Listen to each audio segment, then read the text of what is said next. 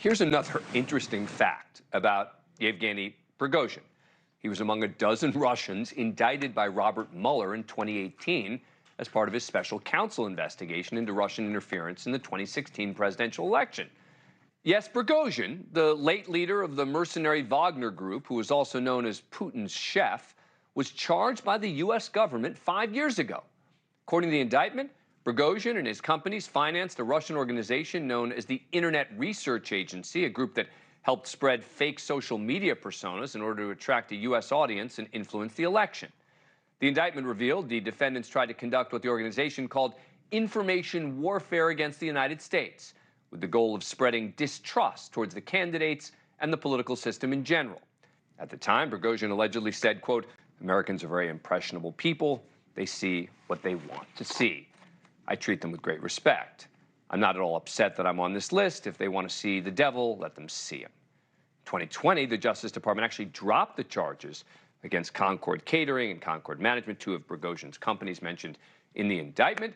Joining me now is Michael Isikoff. He's the chief investigative correspondent for Yahoo News and the co-author of Russian Roulette, the inside story of Putin's war on America and the election of Donald Trump, which explored Moscow's meddling in the 2016 presidential election. Thanks very much for coming on the program. Appreciate it. All right, so what did the indictment say about Prigozhin's role?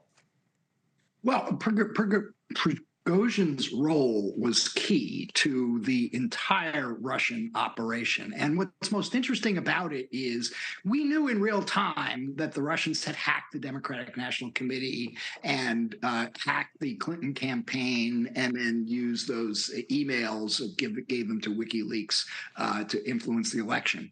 But what the Internet Research Agency was doing was not at all publicly revealed during the 2016 election. It was surreptitious. It was under the radar. It was creating fake accounts, posing as real Americans on Facebook and Twitter, creating bots, all for the purpose of stirring the pot, inflaming the American electorate, and helping to elect, in the end of the day, Donald Trump.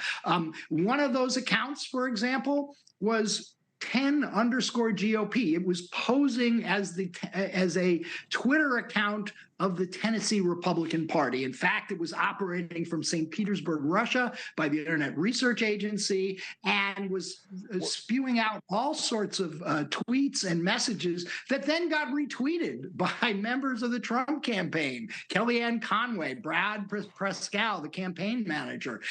It was a really ingenious, entirely surreptitious effort to influence the American electorate. Was Prigozhin working with Putin on this?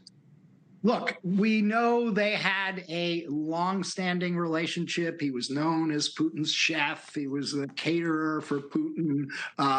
He was one of Putin's favorite oligarchs. We know that Putin had approved what the GRU was doing in terms of influencing the election, hacking the DNC, using the WikiLeaks to get those messages out. So I think it's a fair assumption that a Putin-allied oligarch who was working towards the same end was doing so with the approval of Putin. But of course, we don't have the hard proof that you'd like to have in a situation like that.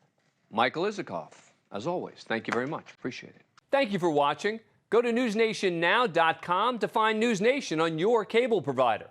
And don't forget to click the red subscribe button below to get more of NewsNation's fact-driven, unbiased coverage.